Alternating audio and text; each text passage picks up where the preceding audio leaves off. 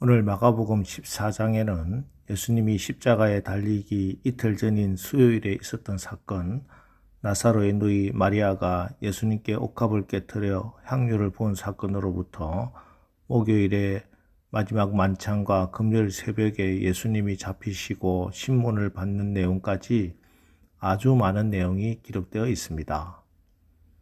그런데 이 내용 가운데 마치 에피소드처럼 중간에 끼어들어 있는 이야기가 있는데, 그것은 바로 예수님의 제자, 그것도 수제자인 베드로가 예수님을 3번이나 부인하는 내용입니다.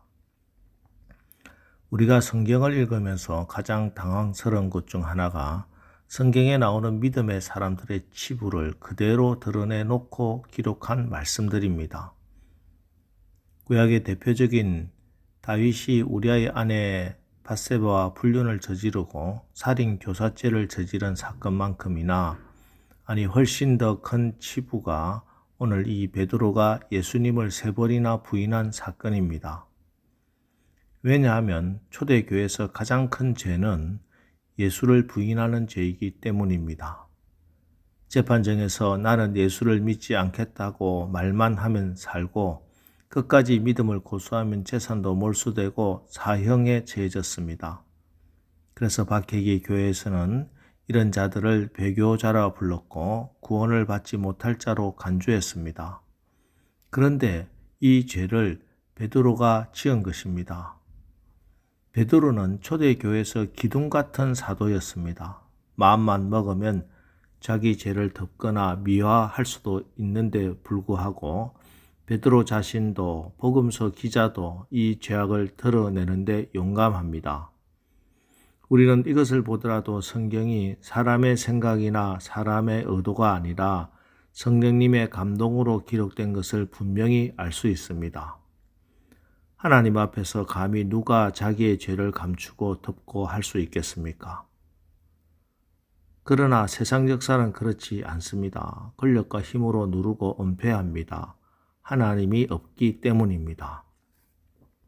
지금 우리 사회도 마찬가지입니다. 지금 우리가 눈으로 확인하고 있는 정치인들의 치부들, 발각이 되지 않으면 무조건 잡아떼고 은폐합니다. 그러다가 밝혀지면 전에는 부끄러워라도 했는데 이제는 강압적으로 오히려 더 큰 소리를 치고 있습니다. 모두 하나님이 없기 때문입니다. 오늘 성경은 베드로의 예수 부인 사건을 마치 영화의 한 장면들처럼 기록합니다. 베드로가 대제사장의 집들 안까지 들어갔습니다. 모든 제자들이 도망갔던 것에 비해 매우 용감한 행동입니다. 예수님은 윗뜰에서 신문을 받고 있으며 베드로는 아랫뜰에 있으면서 사람들과 불을 쬐고 있었습니다. 이때 대제사장의 여종 하나가 베드로에게 묻습니다. 너도 나사렛 예수와 함께 있었도다. 베드로가 부인합니다. 나는 네가 말하는 것이 무엇인지 알지도 못하고 깨닫지도 못하겠노라. 그리고 그곳이 위험하다고 생각했던지 앞뜰로 자리를 옮깁니다. 그러나 그 여종은 곁에 있는 사람들을 향해서 더 큰 소리로 외칩니다. 이 사람은 그 도당이라. 저 사람 예수와 한패입니다. 그러자 베드로는 2번째 부인을 합니다. 이번에는 여종의 말을 들었던 사람들이 재차 베드로를 지목하면서 말합니다. 너도 갈릴리 사람이니 참으로 그 도당이니라. 이렇게 자기의 정체가 알려질 지경에 이르자 베드로는 예수를 저주까지 하며 맹세합니다. 71절 그러나 베드로가 저주하며 맹세하되 나는 너희가 말하는 이 사람을 알지 못하노라 하니, 예수님을 저주했다는 표현까지 나옵니다. 누가복음은 이 장면에서 예수께서 돌이켜 베드로를 보시니라고 기록합니다. 예수님의 시선과 예수를 부인하던 베드로의 시선이 마주쳤습니다. 예수님은 자신을 부인하고 저주하는 베드로를 측은한 표정으로 바라봅니다. 주님의 시선과 마주치는 순간 베드로는 재빨리 외면해 버렸을 겁니다. 그 순간 공교롭게도 닭 울음소리가 들립니다. 그 소리에 베드로는 정신이 번쩍 들었습니다. 주님이 불과 몇 시간 전에 닭이 2번 울기 전에 내가 3번 나를 부인하리라고 말씀하셨고, 자기는 내가 주와 함께 죽을지언정 주를 부인하지 않겠나이다 하고 대답했던 것이 기억났기 때문입니다. 그러나 예수님과 같이 죽겠다고 맹세했던 그 맹세는 물거품처럼 헛되이 사라지고 말았습니다. 오늘 마가복음 14장은 마지막 구절을 베드로가 그 일을 생각하고 울었더라고 번역하고 있습니다. 우리 성경에는 생각하고라고 번역하고 있는 에피발론을 공동번역과 표준세번역은 땅에 쓰러져 슬피 울었다 하고 번역을 하는데, 영어 성경들 대부분이 이렇게 번역합니다. 땅에 쓰러져 슬피 울었다. 그래서 베드로는 예수님을 모른다고 3번 부인하고 닭이 울던 그 순간, 주님께서 피투성이가 된 모습으로 베드로를 바라보시던 그 순간을 잊을 수가 없었습니다. 그 이후로 베드로는 사탄의 유혹을 받을 때마다 그 끔찍했던 순간과 닭울음 소리가 들리던 현장의 기억을 떠올릴 수밖에 없었습니다.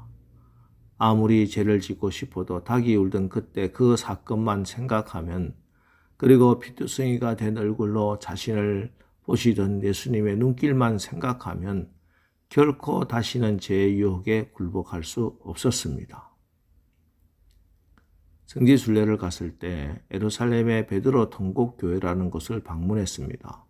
보통 교회 지붕 위에 십자가가 있는데 이 교회는 십자가 대신에 황금판에 닭 모양 장식이 있었습니다.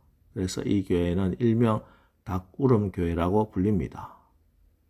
왜 교회 첨탑에 닭 모양을 달아 놓았겠습니까?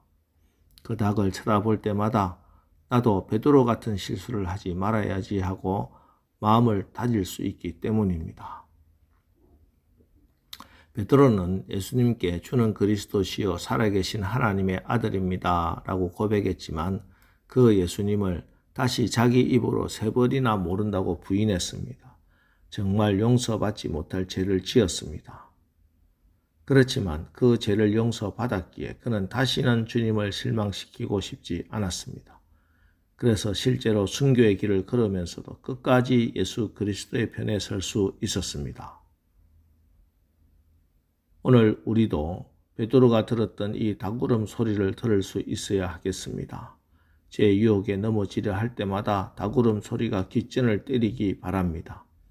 그래서 베드로가 실패를 딛고 주님의 사랑으로 다시 일어서서 마침내 승리한 것처럼 그렇게 승리하는 하루를 사시기를 주님의 이름으로 축원합니다.